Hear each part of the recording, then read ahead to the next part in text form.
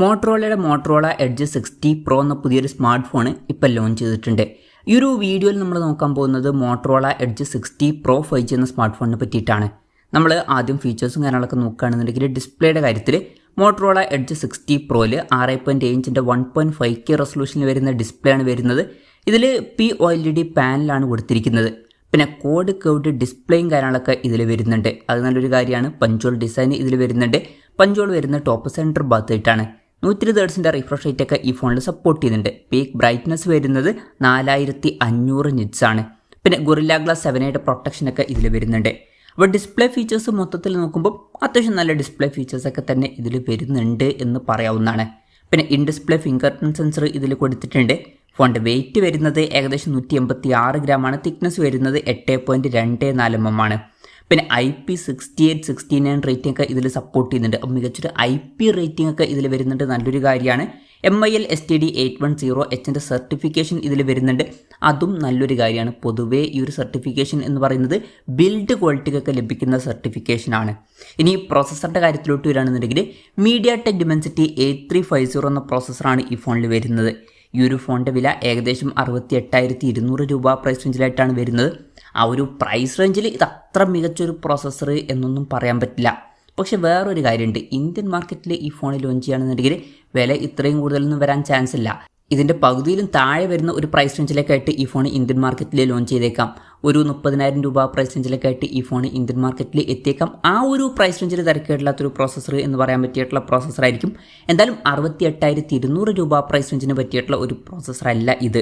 പിന്നെ 5G സപ്പോർട്ടും കാര്യങ്ങളൊക്കെ ഇതിൽ വരുന്നുണ്ട്. ഈ ഒരു ഫോണിൻ്റെ ബേസ് വേരിയൻറ്റിൽ 8GB റാമും 256GB ഇൻറ്റേർണലുമാണ് വരുന്നത്. 12GB റാമും 256GB ഇൻറ്റേർണലും ആയിട്ട് വരുന്ന ഒരു വെർഷനും വരുന്നുണ്ട്.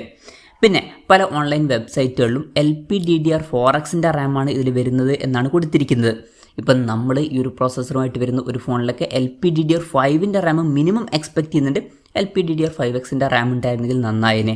എന്തായാലും LPDDR4Xൻ്റെ റാം ഇതിൽ വരുന്നുള്ളൂ എന്നാണ് ഇപ്പം പുറത്തു വന്നിട്ടുള്ള റിപ്പോർട്ടുകൾ പറയുന്നത്.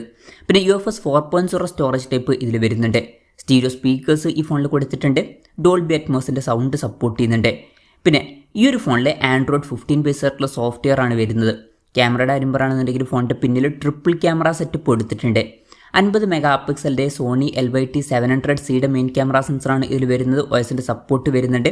പിന്നെ 50 megapixel ultra wide angle lens വരുന്നുണ്ട്. ഇതിൻ്റെ ഫീൽഡ് ഓഫ് വ്യൂ വരുന്നത് 122 ഡിഗ്രിയാണ്.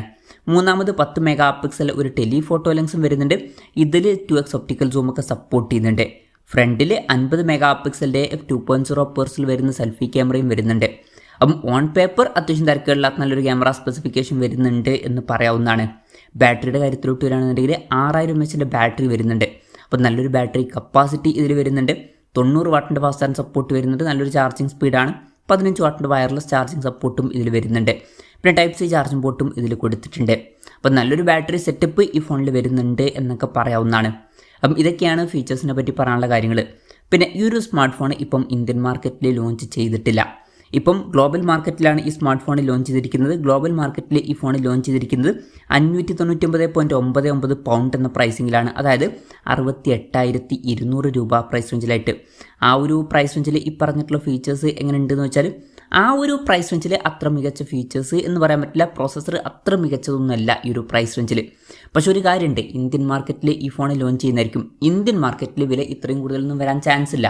ഇന്ത്യൻ മാർക്കറ്റിൽ നമുക്ക് ഒരു 30,000 രൂപ പ്രൈസ് റേഞ്ചിലായിട്ട് തന്നെ ഈ ഫോൺ എക്സ്പെക്റ്റ് ചെയ്യാവുന്നതാണ്.